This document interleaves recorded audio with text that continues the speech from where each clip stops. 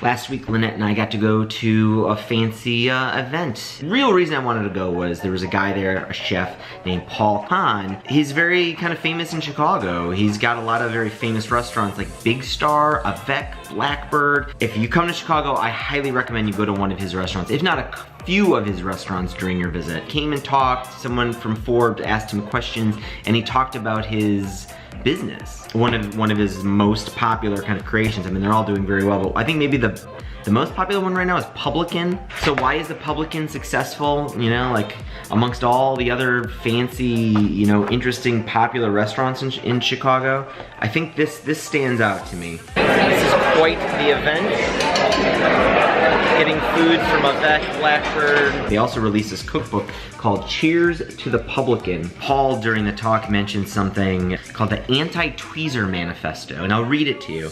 The Publican is a revolt against the fussy, the frilly, and the frivolous. From the beginning, we've been set against the notion of precious, perfectly plated food, which has its place, just not at our table, and Michelin star chasing. So what do we stand for? The celebration of great product, great cooking, great wine, great beer, great friends, and most important, collaboration. The belief that no idea is a bad idea. To me, a beautiful piece of California white sea bass that we cook perfectly and don't do much else to is much more interesting than some sous vide baby carrots and a pesto made from their fermented and dehydrated tops.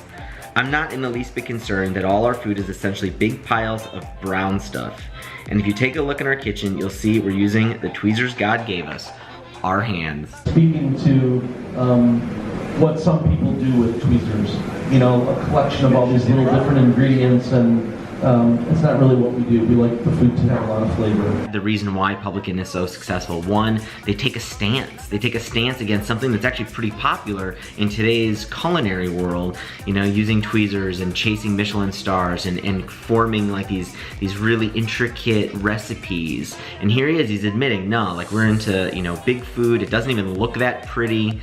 And you know, there's nothing wrong with the other side, but we're totally on this, we're here on this side. Go somewhere else if you want that stuff. Paul and his whole collaboration is so successful because they take a stance and it's against what seems to be the most popular, and they're proud of it, and they try it out, and it doesn't always work. They have to adapt and figure stuff out, but at least they did something and took some kind of stance. I think more people need to do that. It gets people excited about what you're doing, and it gives you a North Star. You know, you never have to kind of figure out like and get wishy-washy about stuff. You know, if someone brings up like, well, maybe we should do sous vide, yada yada. Nope, we're not doing that. That's not us. It makes things really clear. How'd you like your food? It's really good. What's your favorite dish? Okay. The Arctic char. Me too. This is really the lesson from Paul. I hope you dig it.